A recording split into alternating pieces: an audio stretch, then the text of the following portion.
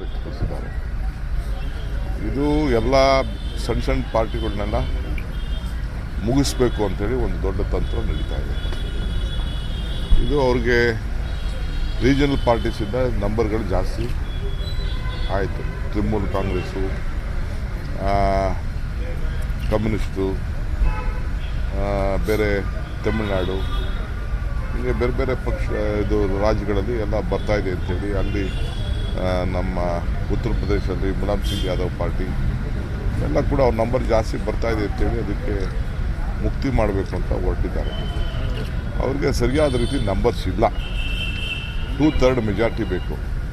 2/3 ಹೆಂಗೆ ಮಾಡ್ಕೊಳ್ತಾರೋ ಇಲ್ಲ. ಇನ್ನು ಕೆಲವುದು ಹೊಸ್ದಾಗಿ ಚುನಾವಣೆ ಆಗಿದೆ, ಕೆಲವು 2.5 ವರ್ಷ ಆಗಿದೆ, ಕೆಲವು 3.5 ವರ್ಷ ಆಗಿದೆ. ಇದೆಲ್ಲ ಯಾವ ರೀತಿ ಮಾಡ್ತಾರೆ ಅಂತ ಇನ್ನೂ ಗೊತ್ತಿಲ್ಲ. ನನ್ನ ಪ್ರಕಾರ ಇದು ಭಾಳ ಕಷ್ಟವಾದಂಥ ಪ್ರಪೋಸಿಷನ್ನು. ಅವ್ರದ್ದೇ ಒಂದು ಅಜೆಂಡಾ ಇಟ್ಕೊಂಡು ಅವ್ರು ಮಾಡ್ತಾಯಿದ್ದಾರೆ. ಕಾಂಗ್ರೆಸ್ ಪಕ್ಷ ಅಧ್ಯಕ್ಷರು ರಾಹುಲ್ ಗಾಂಧಿಯವರು ಸ್ಪಷ್ಟ ನಿಲುವನ್ನು ಅದ್ರ ಬಗ್ಗೆ ಈಗ ಕೊಟ್ಟಿದ್ದಾರೆ. ಅದಕ್ಕೆ ನಾವು ಸಮ್ಮತಿಸ್ತೇವೆ.